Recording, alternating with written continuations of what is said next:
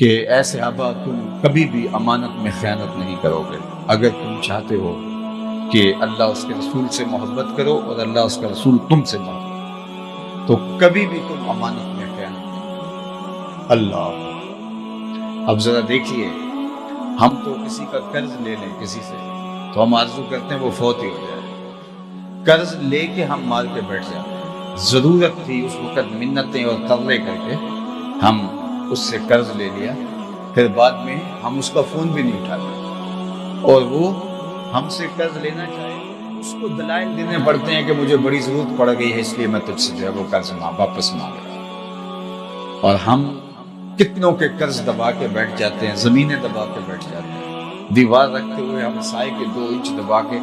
ہم سمجھتے ہیں کہ ہم نے کو بہت تیر مار لیا۔ امانت میں خیانت ہمارا دین